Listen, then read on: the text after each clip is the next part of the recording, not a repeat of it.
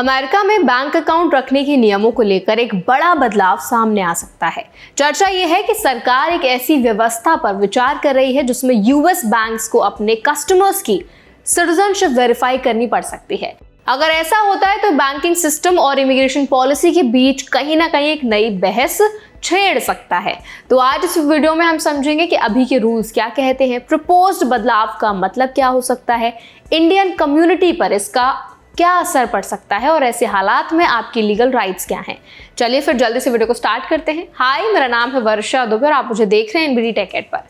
सबसे पहले मौजूदा सिस्टम को समझ लेते हैं। अभी बैंक्स को एंटी मनी लॉन्ड्रिंग और नो योर कस्टमर यानी KYC नॉर्म्स फॉलो करने होते हैं। बैंक कस्टमर की आइडेंटिटी वेरीफाई करते हैं, एड्रेस रिकॉर्ड करते हैं और सस्पिशियस ट्रांजैक्शंस पर नजर रखते हैं। लेकिन प्रेजेंट नियमों के तहत बैंक सिटीजनशिप स्टेटस कलेक्ट या वेरीफाई नहीं करते। अगर नया रूल आता है तो बैंक्स को पासपोर्ट या अदर सिटीजनशिप डॉक्यूमेंट्स मांगने पड़ सकते हैं। ये पॉसिबिलिटी इसीलिए चर्चा में है क्योंकि इमिग्रेशन एनफोर्समेंट को और सख्त करने की दिशा में कई कदमों पर विचार चल रहा है। अगर एग्जीक्यूटिव ऑर्डर के जरिए ये रिक्वायरमेंट लागू की जाती है तो बैंक्स को नए कस्टमर्स के साथ साथ एग्जिस्टिंग कस्टमर्स से भी सिटीजनशिप इंफॉर्मेशन लेने के लिए कहा जा सकता है। यानी जिन लोगों के पास पहले से बैंक अकाउंट है उनसे भी एक्स्ट्रा डॉक्यूमेंटेशन मांगे जा सकते हैं। अब इंडियन कम्युनिटी के नजरिए से इसे समझ लेते हैं। तो अमेरिका में बड़ी संख्या में भारतीय H1B, L1, F1, OPT या ग्रीन कार्ड स्टेटस पर लोग रहते हैं। सिटीजनशिप वेरिफिकेशन का मतलब ये नहीं है कि नॉन सिटीजन ऑटोमेटिकली इलीगल हो जाएंगे। यूएस कानून में लॉफुल प्रेजेंस और सिटीजनशिप दो अलग चीजें होती हैं।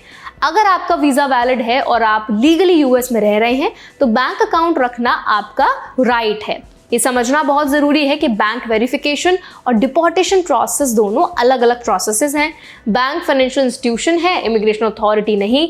अगर कोई नया रूल लागू भी होता है तो उसका मेन ऑब्जेक्टिव डॉक्यूमेंटेशन वेरीफाई करना होगा, ना कि सीधे किसी को इलीगल घोषित करना।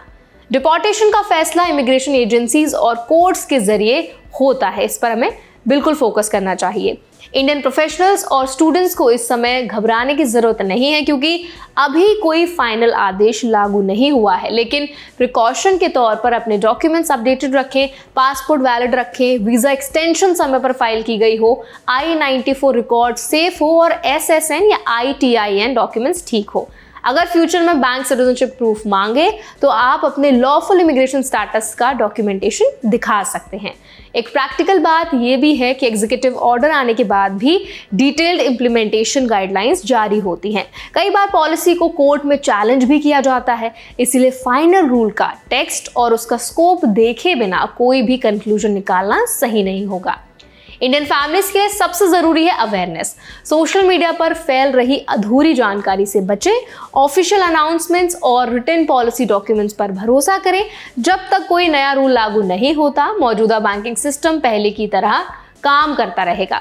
फ्यूचर में सिटीजनशिप वेरिफिकेशन रिक्वायरमेंट अगर लागू होती है तो डॉक्यूमेंटेशन रिक्वायरमेंट बढ़ सकती है, लेकिन लॉफुल वीजा होल्डर्स के राइट्स यूएस लॉ के तहत सुरक्षित रहते हैं।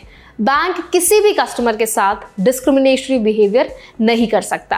कंज्यूमर प्रोटेक्शन लॉज भी लागू होते हैं और अनफेयर ट्रीटमेंट की स्थिति में कंप्लेन करने से कानूनी बहुत सारे ऐसे लीगल रास्ते हैं जो आपके पास मौजूद हैं।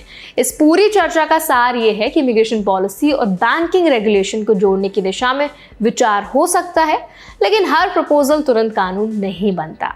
इंडियन कम्युनिटी के लिए सबसे बड़ा सेफ गार्ड यही है कि वो अपने लीगल स्टेटस को क्लियर रखें, पेपर वर्क मजबूत रखें और पॉलिसी चेंजेस पर नजर बनाए रखें। आने वाले समय में अगर कोई आधिकारिक रूल सामने भी आता है तो उसकी डिटेल्स को समझकर ही अगला कदम उठाना चाहिए। फिलहाल समझदारी इसी में है कि आप शांत रहें, अपने डॉक्यूमेंट्स अपडेटेड रखें और वेरीफाइड जानकारी पर ही भरोसा करें। तो आई होप ये वीडियो आपके लिए हेल्पफुल रहा होगा। अगर ये वीडियो आपको पसंद आया तो उसको लाइक करें, शेयर करें। ऐसे और भी अपडेट्स के लिए, वीडियोस के लिए हमारे चैनल एनबीडी टेक एड को भी जरूर सब्सक्राइब करें।